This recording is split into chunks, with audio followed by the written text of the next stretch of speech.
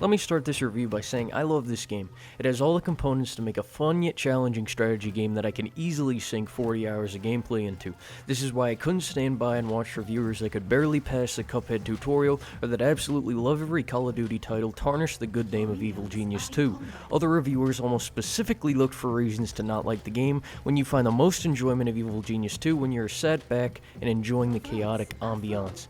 That's enough on that though, let's start talking about why this game is amazing. Graphically, this game is stunning for a strategy game. The graphics are colorful and cartoonish while still infusing cool effects, reflections, and lighting features you come to expect from newer titles. Every room has its own unique look to it, from the walls to the floors to the unique furniture and equipment you can furnish it with. This game makes every room feel different. The characters also have their own unique looks that are straight out of the Cloak and Dagger Bond movies from the 60s, 70s, and 80s, while still balancing the classics with the flair and fun of Austin Powers, making the overtone of the game a very light and enjoyable atmosphere. This influence can be seen directly in Red Ivan and Maximilian. Red Ivan is your classic Russian communist villain dressed in a full-on general's outfit. Maximilian is your Dr. Evil / original Ernest Blofeld from You Only Live Twice. As someone that has watched almost every Bond movie, I love the similarities. The world map is also very beautiful. It's a simplistic yet colorful and lifelike look you would want from something like this. I'm glad they didn't try to clutter this up with any more fanciness, because with all that's going on, you want to see all your directives clearly while being able to reflect and appreciate the looks of the world map afterward. Also shocking is how well they balance the fantastic graphics of this game with the performance. I play with a 2070 Super, an Intel 8700K, and a 3440 by 1440p resolution. I'm used to manually dialing in every game to get stable above 60 FPS performance, but for Evil Genius this wasn't needed. I forgot to measure this prior to the review, but I felt like it could be even close to 100 FPS, which is the max refresh rate of my monitor. Moving on to the personality of the game, it isn't lacking at all. I find the dialogue between the genius and others often hits the mark on being funny when it tries to be. Where are your weapons? I am the weapon.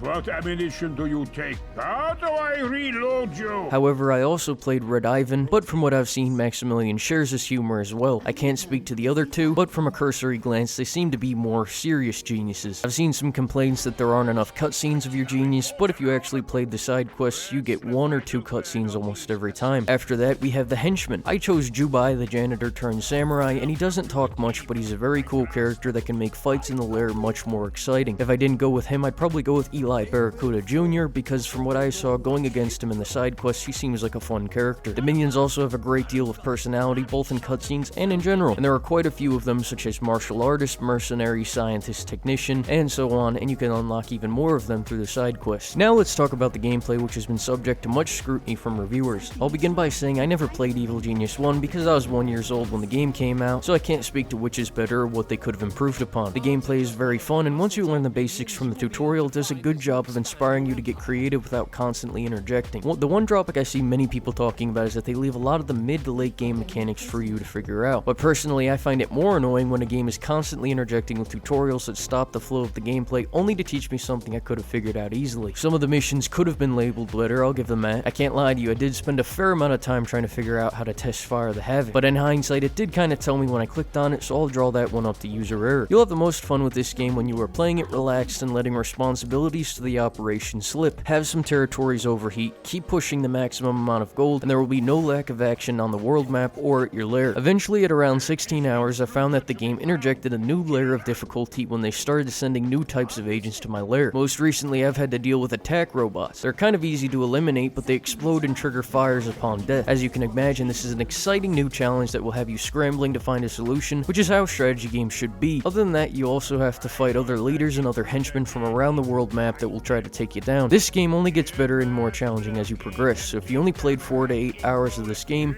you probably would think that you already have it beat and figured out, when in reality it scales like any game would, testing your knowledge and experience with more challenges as you become worthy. Now let's take a look at the world map, which some reviewers couldn't even figure out. It is simple at first when you have one territory, but as you expand over the course of playing the game, it becomes an exciting balancing act. And I say balancing act because you are trying to do 3 things at once on the map: bring down the heat, make money, and complete missions. Some territories territories need to avoid overheating, but you still need the money coming in to grow your lair and research. While running your lair and fighting off any intruders you may encounter during this time, you'll find yourself completing a few things on the world map screen, then bouncing to the lair, then returning to the world map screen again frequently. It's not stressful either. In fact, that's where a lot of the fun is in this game for me. I enjoyed doing the bulk of my building in the early stages of the game, but as we get more hectic, I find myself wanting to play the game even more than before. In addition to general management money making, you have side quests. These are fun asides for you to complete to get fun extra loot like flying pigs, the sands of time, or the fountain of youth, to name a few. You can also get new henchmen, new minions, and more cutscenes from completing these. If things ever feel like they're getting redundant, throw this into the loop and it will remind you of not only the charming personality of the game, but it can also introduce interesting stuff to interact with. Finally, for gameplay, let's talk about building. This is a pretty good time that can be a little finicky at points, but usually within a couple of minutes, any issue you have can be solved. The building reminds me of 2 Point Hospital if you played that. It has an isometric view that you can adjust to your liking whenever you need to angle to place a piece just right. Also, if you aren't a fan of the default view, you can pretend this is a top-down game by adjusting the view using the middle mouse button. You actually have quite a bit of rooms to make and items to place, but the tutorial will teach you what all of them are for. Traps are also a huge part of building in this game in general. There's also a fair selection to choose from as well, which for the most part are unlocked through the research tree. Traps can be as simple as creating a hallway of laser traps for the easiest experience, but more fun than that is putting them in an easily escapable situation involving an over-elaborate and exotic death. This can be by form of blower, bubble, punching glove, freeze ray, laser combo, or a pool of ill-tempered mutated sea bass. As I mentioned though, you need to unlock them in the skill tree, which is pretty easy to do. The one challenge you might run into eventually though is the campaign progression wall at tier 3 of the skill tree. This is always one thing I like to know before buying to make sure I'm not going to spend $60 on something that only plays for 10 hours. For Evil Genius 2, I have already gotten much more gameplay than that. Currently I'm sitting at around 22 hours of gameplay on Steam, but I haven't even gotten to tier 3 of the skill tree yet, and I still have tons left to do. With the gameplay only getting more thrilling, I can easily imagine spending at least 20 more hours to complete the campaign, and at that point I may look at playing the sandbox mode. Once completing the campaign, I don't know if there will be a reason to play the campaign again, but I can easily see myself coming back to mess around with the sandbox mode after the campaign. If I had an average estimated playtime I think buyers of this game could get, I would say 30 hours if you're an enthusiast of this genre. If you're dabbling in this genre and aren't a huge fan, you might get around 10 hours, maybe more if you get hooked on it. If I had to give this game a score, I would give it a 9 out of 10, and I would recommend buying it if you're a fan of simulation and strategy games. It's a worthy successor to the game and is a refreshing change of pace and personality from all the other very serious strategy games out there. The environment and tone of this game is incredibly unique and well executed, which gives it a unique draw you don't have even in other very popular strategy games. I know after raving about the game for a long time, you may wonder why this isn't a 10 out of 10. For me, even though I love the game, I would have liked to see a combat system for world map missions, and although I think the first playthrough will get a lot of playtime and the sandbox mode could be fun, it doesn't have as much replayability as some of the other strategy games like Three Kingdoms or Age of Empires that I consider a 10 out of 10. Drop a like if this video was helpful for you. Thanks for watching.